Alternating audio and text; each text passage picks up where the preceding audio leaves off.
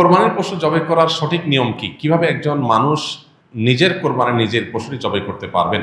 কোরবানির পশু জবাই করাটা জটিল কোনো বিষয় না। আমাদের সাধারণ মানুষের মধ্যে এক ধরনের ভীতি কাজ করে, ভয় কাজ করে। আমরা মনে করি যে কোরবানির পশু জবের অনেক নিয়ম কানুন আছে, যেটা একটু এদিক সেদিক হয়ে গেলে আর কোরবানি হবে না। এটা আমাদের অনেকেরই অহেতুক ভীতি বলতে পারি। খুবই সিম্পল এবং খুবই সহজ একটি বিষয়। আপনি মোরগ যেভাবে জবাই করবেন, হাঁস যেভাবে জবাই করবেন, ঠিক একই পদ্ধতিতে গরু ছাগল জবাই করবেন। এক্ষেত্রে আপনার দেখার বিষয় হলো বিসমিল্লাহ বলে জবাই করছেন কিনা। এটা প্রথমত বিসমিল্লাহ বলছেন কিনা। বিসমিল্লাহ আল্লাহু আকবার বললেন জবাই শুরুতে, এটা প্রথম আপনার হালাল হওয়ার জন্য শর্ত।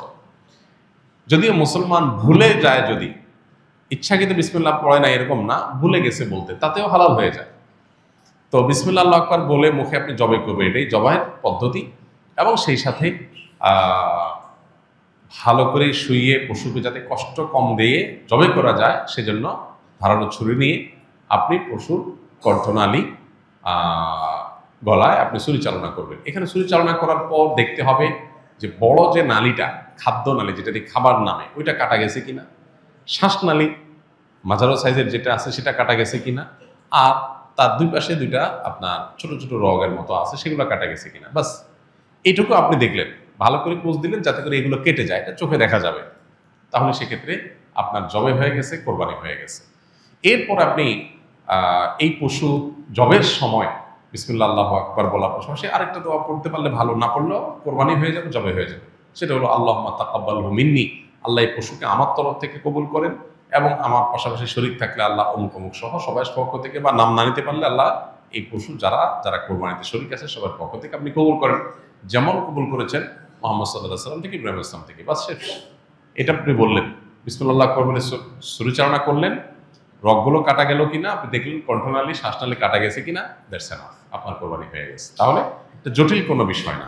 কোরবানি সবসময় ভাগে না দিয়ে একা দিতে পারলে উত্তম, ভাগে না দিয়ে একাকে দিতে পারলে ভালো। গরুতে আপনি ভাগে কোরবানি দিলেন, সেটার চাইতে ছাগলে আপনি একাকি কোরবানি দিতে পারলে বেশি ভালো। কারণ সাধারণত এক ভাগ গরুতে কোরবানিতে যে টাকা যায়, সাধারণত জেনারেলি একটা ছাগলে অলমোস্ট সে পরিমাণ বা তার চেয়ে কোনো কোনো ক্ষেত্রে 1-2 হাজার আরও বেশি যায়। তাহলে আপনার অর্থ খরচ তো অলমোস্ট সমান বা বেশি হচ্ছে।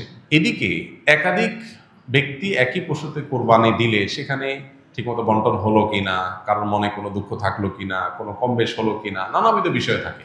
আপনি একাকি কোরবানি দিলে, ভাগে কোরবানি না দিলে এই সমস্ত ঝামেলার ঊর্ধ্বে আপনি উঠে গেলেন। তবে এটা ঠিক যে একাধিক ব্যক্তি যদি একটা পশুতে কোরবানি দেয় এবং কারোর নিয়তের ভিতরে ভেজাল থাকে, এর জন্য সবার নিয়ত নষ্ট হয়ে যাবে, কারোর কোরবানি হবে ব্যাপারটা সেরকম না। কারণ একজনের পাপের বোঝা আরেকজনের উপরে আসবে না।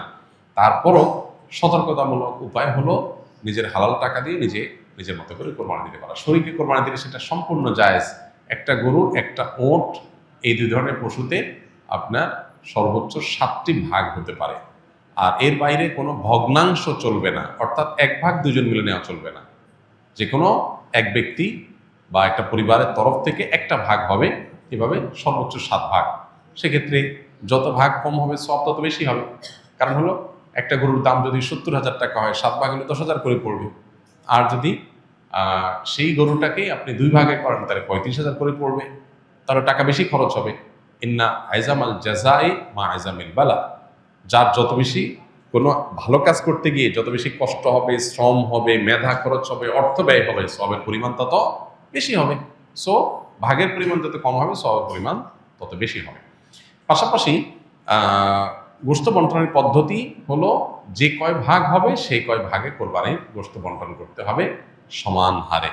এবং এক্ষেত্রে ভাগে কোরবানি দিতে গিয়ে, গোশত বন্টন করতে গিয়ে যদি কেউ তসরুফ করেন তো সেটা হারাম হবে, গুনাহের কারণ হবে এবং নাজায়েজ কাজ হবে। কয়েক ভাগে কোরবানি দেওয়ার পর যদি ওজন না করে অনুমান করে কোরবানির গোশত ভাগ করা হয় তাহলে কোরবানি হালাল হবে কিনা।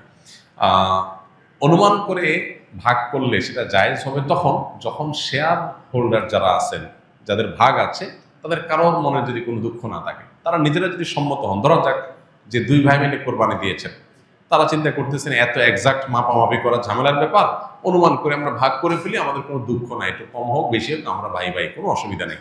এটা যদি মন থেকে তারা সম্মত হন এবং আন্দাজ করে ভাগ করে নেন তাহলে ঠিক আছে, এটা জায়েজ আছে। কিন্তু একাধিক শেয়ার যখন থাকে তখন আসলে অনেকে হয়তো মুখে বলতে পারে হ্যাঁ অসুবিধা নেই, মনে তার দুঃখ থাকতে পারে।